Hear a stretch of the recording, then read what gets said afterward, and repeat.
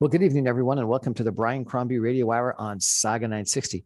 Last week, ULI, a real estate development organization here in Toronto and around the world, had a Toronto-based, Ontario-based conference on transit-oriented development. And I wanted to connect in and find out what was said and what some of the thoughts were. And I've been joined by one of the speakers, Sherena Hussain, who has got just an unbelievable resume. And I'll tell you a little bit about that in a couple of minutes. She is a global thought leader in infrastructure. She's a lawyer. She's an advisor to new partnership and sustainable finance models.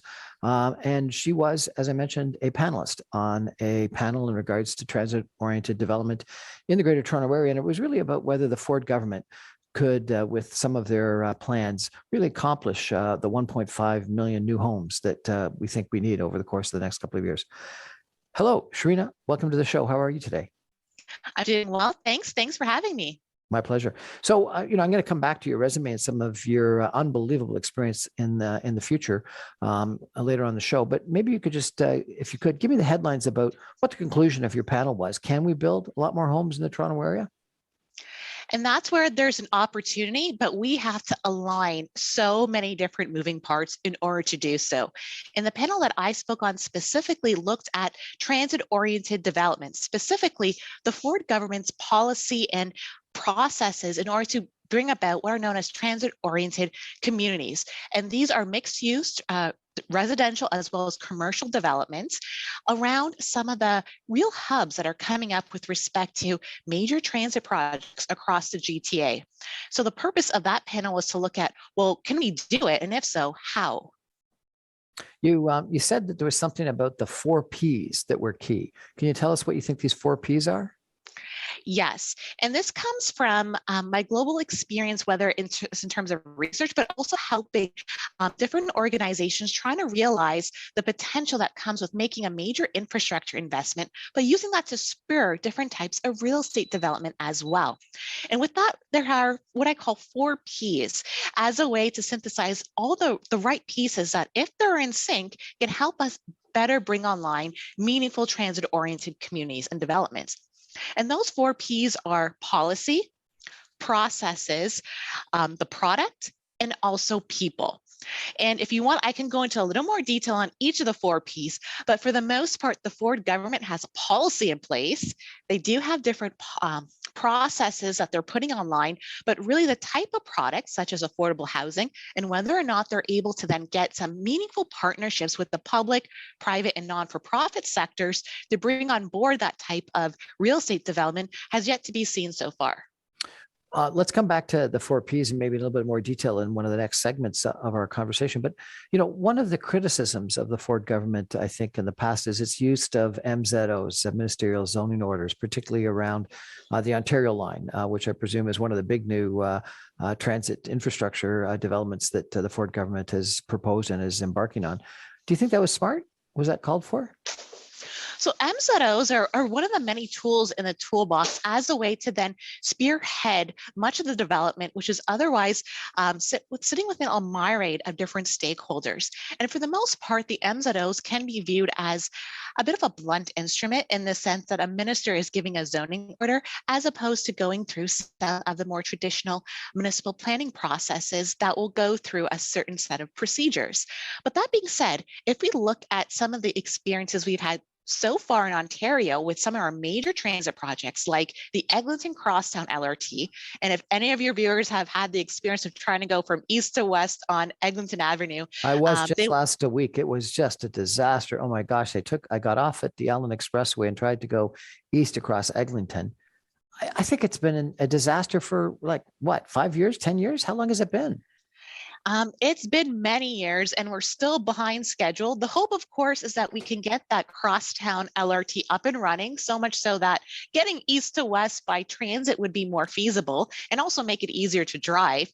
But one of the key considerations, and maybe the next time that you're driving on Eglinton west to east, is to think about, are we seeing a lot of affordable housing developments coming online? What are some of those big box retailers that were typically there before becoming? And one of the challenges that existed, or say the lessons learned that came from that experience, was that it wasn't all coordinated. When you think about the need to go in and excavate and stage construction, that's an opportunity to work alongside some of the other developers to do it in sync, so much so that not only you're not wasting that much time, but you're making it perhaps a little easier for some of the drivers that are going east to west during that construction period. We learned from that experience, and hence when we think about transit-oriented communities, this is an opportunity to plan and execute those large-scale infrastructure, transit infrastructure developments alongside spearheading some of those mixed-use real estate developments along key hubs in such a way that avoids replicating some of those misgivings with the crosstown LRT. How do you do that? Like, what do you need to do to actually achieve that? Because it seems, there's a huge amount of development proposed at Yonge and Eglinton, but is there a lot more at the transit stops along Eglinton? Well, there are some that are up and coming, or they're just going through the construction process. And for the most part, being able to work alongside different government agencies, whether they are in fact the procurement arm of the province of Ontario, such as Infrastructure Ontario, the owner of some of these major transit projects, whether they be TTC or Metrolinx increasingly, and then being able to look at how developers can navigate that dynamic, as well as work alongside the City of Toronto, Mississauga, Brampton, Peel Region, all those different stakeholders that have to be consulted and worked alongside in order to spearhead that. And that's where it just becomes a question of, can you get all the right pieces together in such a way, as well as patience amongst different developers, to see that through? And this is where the idea of the 4Ps comes together, because it's one thing to have a policy, and the Ford government has put in place a legislative regime for transit-oriented communities, but they've also created different agencies or agency mandates in order to encourage policies specifically looking at what would be the best fit, whether it's affordable housing, commercial uses, public spaces, et cetera, around certain key transit stops that are going to be constructed and then coming online in the next few years. So it's that coordination element that is really one of the hallmarks as to whether or not we can make this happen in the GTA or not. We're chatting tonight with Sherena Hussain, who is a global thought leader in infrastructure. She's a lawyer. She's an advisor to new partnership and sustainable partnerships and sustainable finance models. We're going to take a break for some messages and come back more with Sherena and talk about these 3Ps and talk about the 1.5 million homes that supposedly Toronto needs, and whether there's any chance and hope that we can actually build those homes in just 2 minutes. Stay with us, everybody. Welcome back, everyone, to the Brian Crombie Radio Hour on Saga 960. We're talking about real estate development. We're talking about transit-oriented real estate development with Sherena Hussain. She has got, I got to tell you, our guest tonight has got a resume that is unbelievable. She's an accomplished legal professional. She's an academic in infrastructure and city building. She's an advisor in connecting the classroom to the boardroom to better use leading research to solve real-world problems. She's also an academic director of a G7 initiative, the Sustainable Infrastructure Fellowship Program, a first of its kind program from a G7 initiative that is designed to train senior government professionals from emerging economies on how to develop and finance sustainable infrastructure projects using different sources of non-governmental private capital. I got to tell you, rarely have I seen a resume so impressive. She's got a doctorate, a legal degree from York University's Osgoode Hall. She's got a Master of Business Administration from Schulich School of Business at York University. She's got a Doctor of Philosophy, a PhD in Infrastructure Financing and Development from Schulich, from the University of Toronto. She has been a lawyer. She has been an instructor at the Schulich School of Business. She's been an academic director, as I mentioned, of the Sustainable Infrastructure Development Program. And she's been a business expert panelist freelance at CBC for the past almost 5 years. And recently, she's been a founder of something called the Academic Collaboration Consulting Company. Wow. Quite the resume. Pretty impressive. Thank you, Brian. I'm in fact, I'm blushing right now. And you're now in LA to talk about hydrogen. I am in Los Angeles to speak at a conference looking at how we can bring together sustainable energy molds in and to effectively implement that decarbonization mandate that so many governments, including here in the GTA, have put forward, and they're quite aggressive, but we ultimately have to bring together different industry, new technologies, and government leaders together to form partnerships to make it happen. Fantastic. Well, we'll have to have a separate interview on that if you're game for it, because it's a topic that I'm very passionate about: hydrogen, ammonia, carbon neutral, et cetera. But let's come back to transit. So, some people think that the city the size of Montreal is moving to Toronto, the Greater Toronto Area, in the next 10 years. And I guess that's where this 1.5 million new homes objective comes from. And I guess this ULI panel of transit-oriented development thinks the only way we can build it is if we actually intensify with greater height and greater density around transit nodes. Is that the case, do you think? I would say that to get to 1.5 million homes requires an orchestrated and dedicated strategy along so many different municipalities as well as government agencies at the provincial level in order to make it happen. Transit-oriented communities are just one tool in the toolbox to do exactly that, looking to densify along many of the emerging transit nodes that are coming online separately, but increasingly connected with the Ford government's push for elements like the Ontario line, as well as extension to the subway lines north and LRT projects east and west of the city of Toronto. But 1.5 million homes is an astronomical amount. And build, I understand, we're projecting that we're building 50,000 less homes in Toronto than we need. And so we've got pent-up demand. Lots of people have commented about NIMBYism, or councillors that on different wards that just, don't want development, and that height restrictions exist. Is it at all possible? It's possible, but the likelihood of that coming together is really contingent on affordable housing remaining a topical issue for Ontarians from across the province. And this is a key theme that came out of the ULI panel, in the sense that the narrative has somewhat changed from greedy developers trying to develop homes to we need more supply of different types of housing within Ontario in order to meet the increased demand that you mentioned, Brian, about migration into Ontario, but also this notion of individuals who are either renting or looking to increase their housing footprint and needing that new stock of housing. And in order to do so, being able to have the political will as well as the consensus building amongst many different municipalities, as well as private sector actors, needs to come together and remain a continued force for the next 4 years. And the Ford government does have a majority, so there is an extent that at least provincially that could be the case. But once affordable housing begins to sidestep the major headlines, there then becomes a question of whether or not government priorities might shift to other more pressing matters for the province, at which case, whether or not we continue to have that momentum for 1.5 million homes becomes questionable. But with inclusionary zoning that is coming into place this year, and you can explain that maybe, but I think it's going to be 10 to 20% of all of the housing that different condo developers, if they're in specific areas, have to have as affordable housing, as what's deemed affordable housing, is going to impact developers' profits.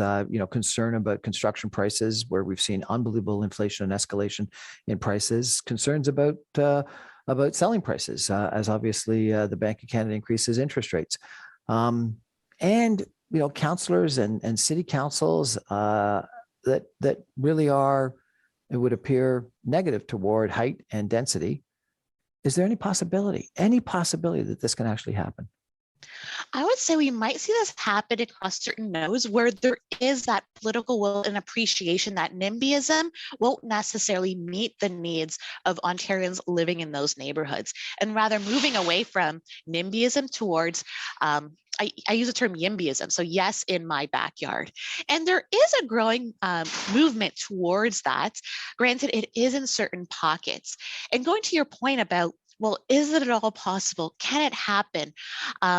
Arguably, if there's enough grassroots movement to do so, as well as at the provincial government level, addressing some of the concerns that you mentioned, such as shortage of skilled trades as needed in order to support this massive build out, that has to happen in sync in order to make it cost competitive for the end consumer, as well as to incentivize developers to continue to build, even though some of the factors that you mentioned might yield some of them to put a pause on their development activity and wait out the period of uncertainty that we're currently seeing with the rise of interest rates, as well as the heightened inflation across the board here in Ontario.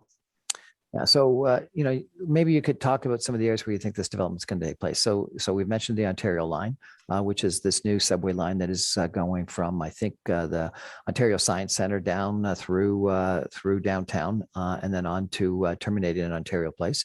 The Eglinton Crosstown, which is going east and west of Yonge Street along Eglinton, and there's stations at almost every major cross street there. And then the Bloor-Danforth line. And even the Bloor-Danforth line hasn't had nearly as much development along it as the Yonge Street line. And Jennifer Keesmaat, the former chief city planner in Toronto, was on our show. And she said one of the negatives was that we allowed development through increased zoning along Yonge Street, but we didn't do such a good job along Bloor-Danforth. And she pointed to, Jane Street and Lansdowne and, numerous different spots along the Bloor-Danforth line that could easily be high density, just like Yonge and St. Clair or Yonge and Eglinton that had no density whatsoever. Are those the kind of areas that you think are ripe for development? Yes, and I would also add, looking at how the GO network is expanding its frequency as well as it stops is also something to keep in mind.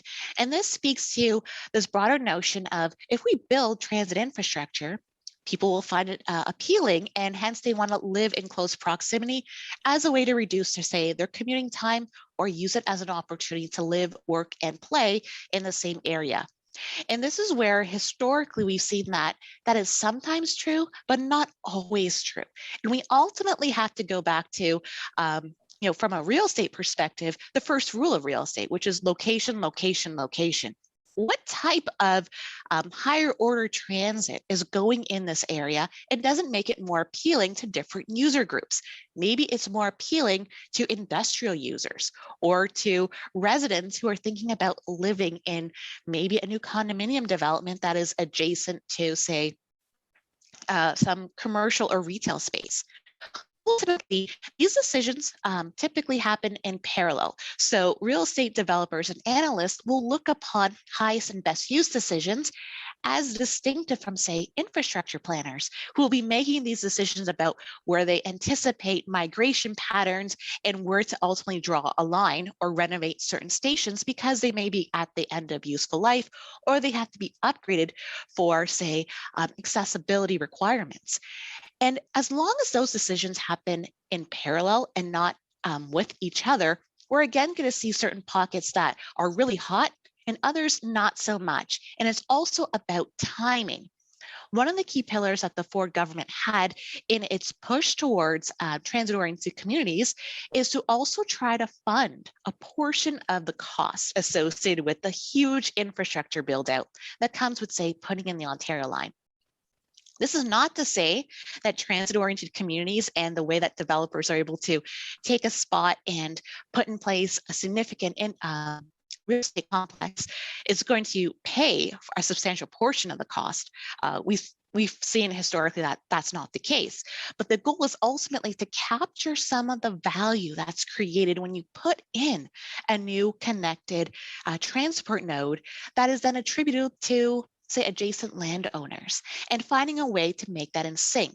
And once you start thinking about infrastructure as a value creation opportunity, that's when you can have a better sense of where that development may go. And then being able to bring in that development community as well as non-for-profit and other community groups earlier into the infrastructure decision-making process in order to ensure that what's being built can then be leveraged to meet broader objectives, such as the 1.5 million home objective that the Ford government has put out there. We're talking tonight with Sherena Hussain, who is a global thought leader on infrastructure development and finance. We're going to take a break for some messages and come back more. We'll be back in 2 minutes with Sherena. Stay with us, everybody.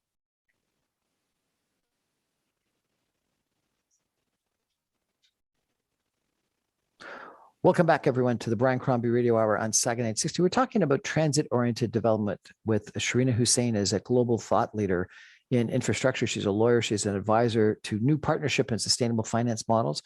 She's got an unbelievable academic background as a lawyer, as a professor, as a person advising companies on transit-oriented development and waterfront-oriented development. So we might touch on both topics. Sherena, what you're saying sounds good. But I've had numerous different occasions where, city and city planners and councilors are, I can give you one example along a GO train line within 150, 200 feet of the GO train line that's a couple stops from downtown Toronto. Could be very successful, one-story development, and it's currently being considered for an increase in zoning to 12 stories. And the planner, smart person, sort of probably like you, made the presentation, said this will be a travesty if there's only 12 stories across from a major GO train station proximate to Toronto. But the planners are sort of stuck in their ways, and that's what they want. I'll give you another example of a major arterial road in Toronto where the local ward councillor was complaining that way too many, 60 people have put forward development proposals, and we're not going to consider it. But it's got one of the highest volume bus routes on a major arterial road, and on every single occasion they're asking for things that are mid-rise or less rather than high-rise towers. Or along the Eglinton Crosstown, where shadow studies are keeping developments to a minimum. And you take a look at some of the maps of where development's coming. It's almost all at Yonge and Eglinton. It's not really spreading out across Eglinton. So what you're talking about is nice to think about, but how does it actually get done when it would appear you've got so many people, planners, councillors, neighborhood development groups that are all against it? That's an excellent question. Unfortunately, I don't have the magic answer for you, or else we'd be in a situation whereby the right housing stock, the right development that we need across the GTA in Ontario would be available.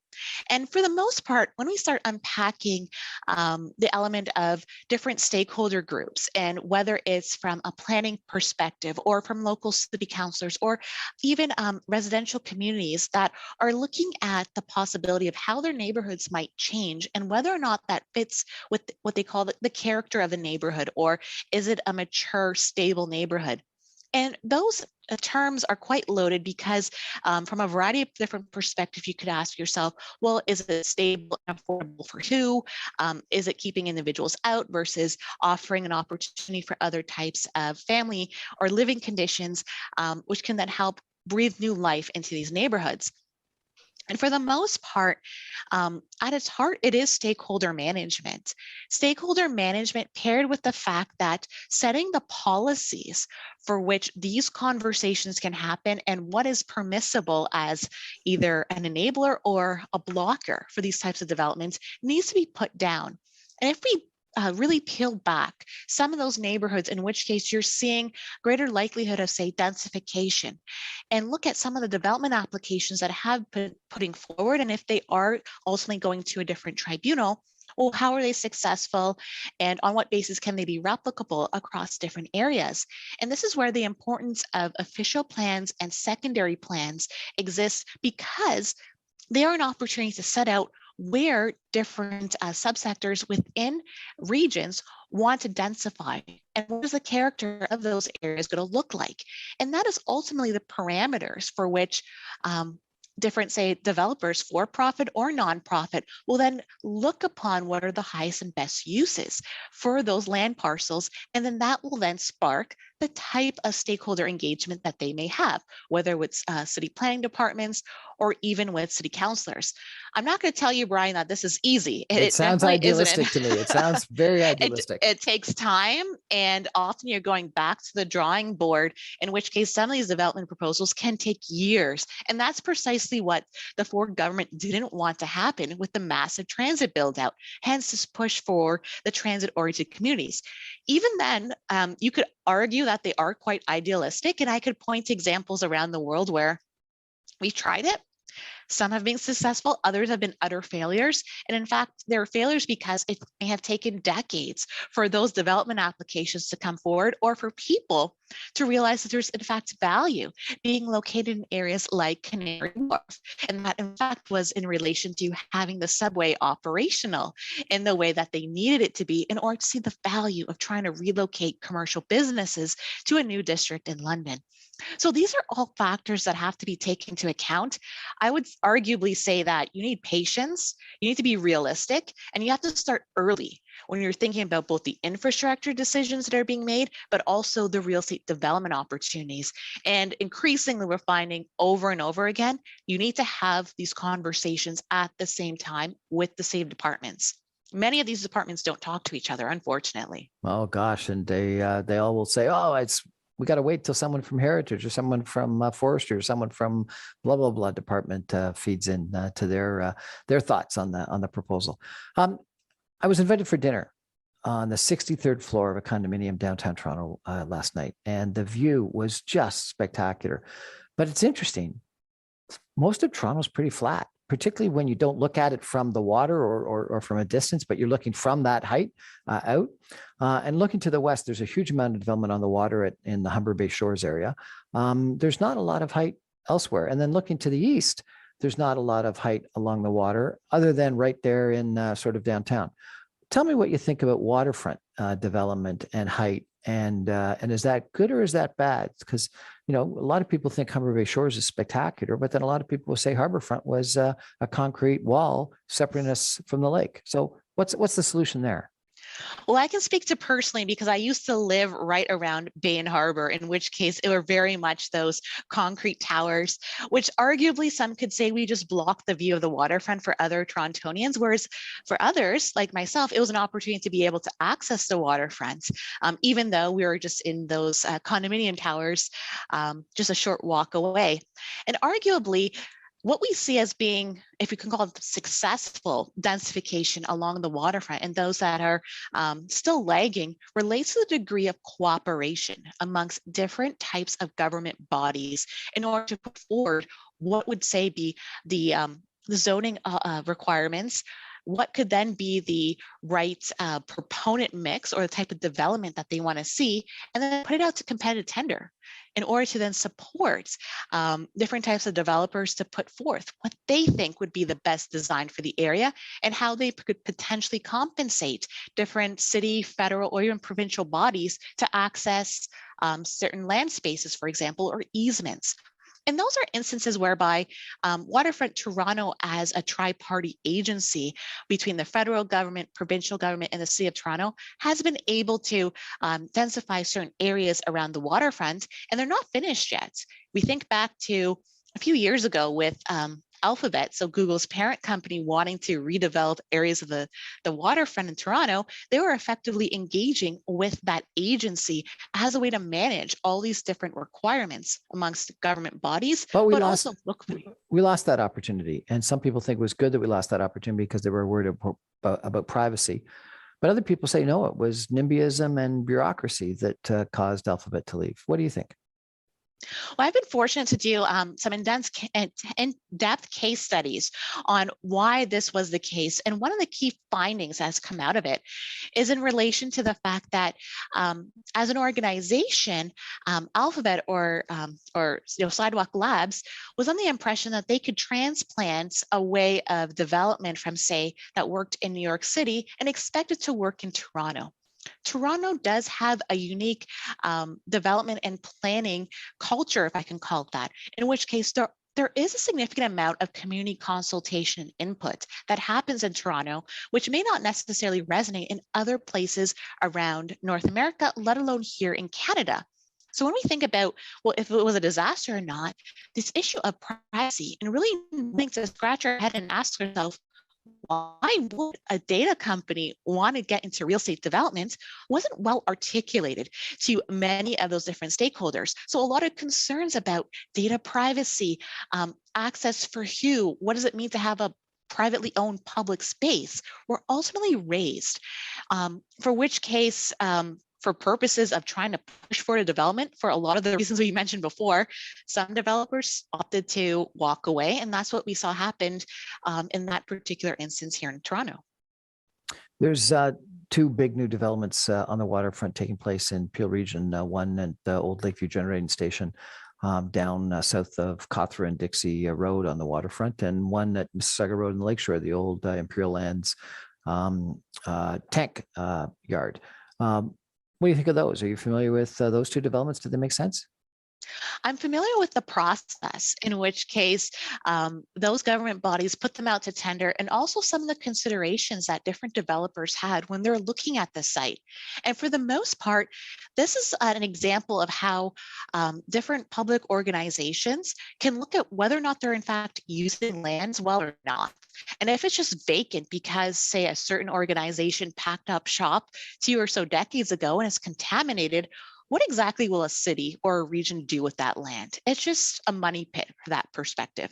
So thinking about what could be there and then striking partnerships with the parties who can in fact realize different visions are examples of what seem to have worked very well so far with those developments. We have ultimately yet to see how well, say, the residents or the users of those spaces find what those design mentalities ultimately mean for them on a day-to-day basis once those developments are up and running.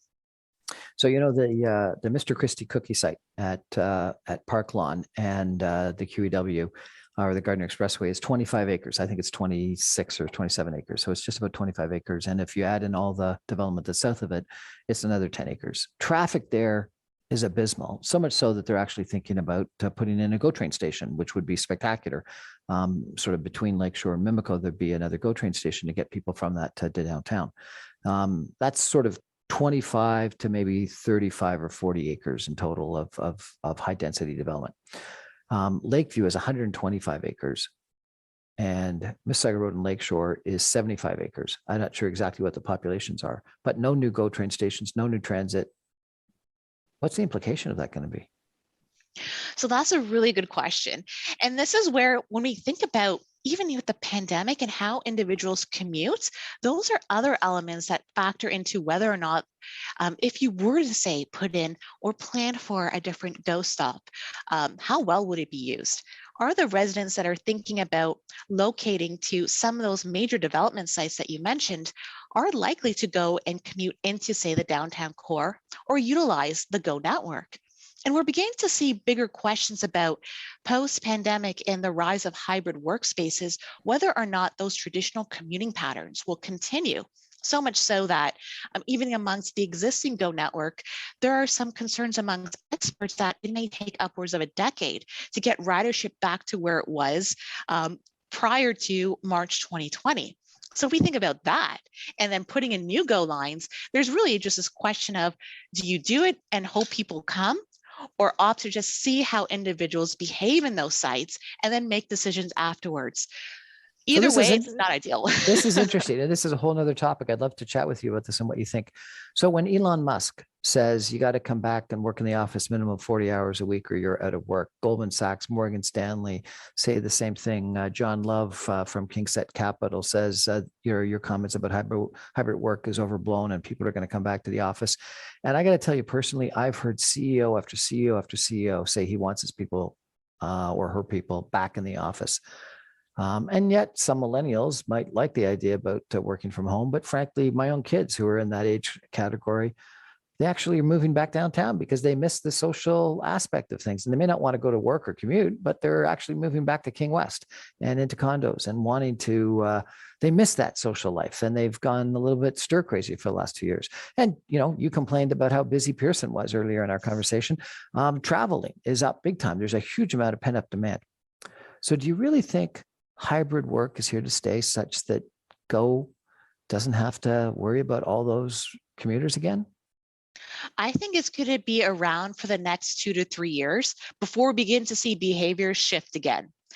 And what do I mean by this? So yes, many CEOs have mentioned that it's their intention to bring their workforce back to the office 40 hours a week, but it's transitory.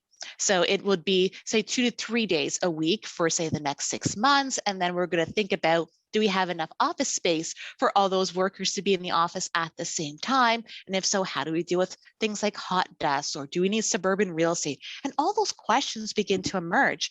When we think about small and medium-sized businesses, however, it was more cost-effective to let go of some of their ongoing leases, so much so that there's embracing of their workers having a degree of a modified work schedule, because it's more cost-effective not to have them in the office. This is all to say that we have yet to see how it all shakes down, in which case making planning decisions related to large-scale infrastructure decisions is very much subject to a lot of error. Whether or not individuals come back 40 hours a week tomorrow, in the next 2 years, or the next 2 decades has yet to really be seen. But these infrastructure decisions have to be made now.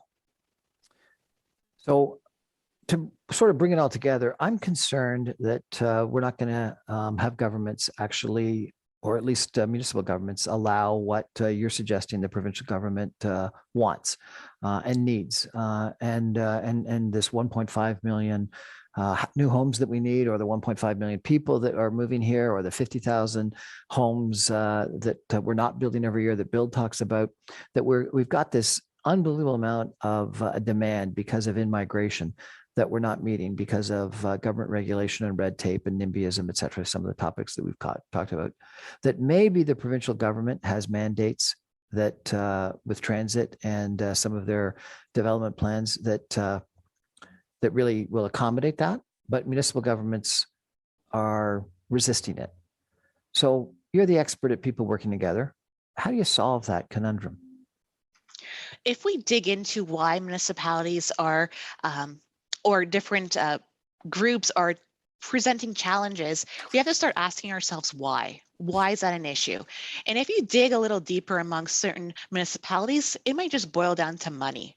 It costs a lot to not only put in water, sewage, related infrastructure for all these new development opportunities, but also to maintain them. And if you look at the state of some of those owned assets, they're seeing better days, if I could put it that way. And overwhelmingly in Canada, our municipalities own a lot of that infrastructure, and they don't necessarily have access to the funding tools in order to support them. So if you think about how to encourage municipalities to work with, say, some of these broader ideas of bringing on board 1.5 million homes across Ontario, we also have to help those municipalities pay for the running day-to-day costs that comes with accommodating all those new residents into those municipalities. And that's where this is very much in parallel, a funding decision as well as a planning and city building decision. But you are confident that we're going to be able to actually resolve these issues and build that 1.5 million homes? I think it's possible. Am I going to put all my eggs in that basket? I have yet to see how well we can pull forward with some of our major transit-oriented communities put online right now. But I think we're moving in the right direction. There's a policy and policies coming in place. Now we need to make sure we have the right product and the right people and partnership models in place to keep those momentums going. We've been speaking tonight with Sherena Hussain, who is a global thought leader in infrastructure. She's a lawyer. She's an advisor to new partnership and sustainable finance models. She's got a new company called Academic Collaboration Consulting that she's launched. And she's been very frank and honest in her opinions as to what we need to do in transit-oriented development and waterfront development. And Sherena, we really appreciate you joining us tonight on the Brian Crombie Radio Hour. Thank you for having me. We're going to take a break and come back with my concluding comments in just a minute. Stay with us, everybody.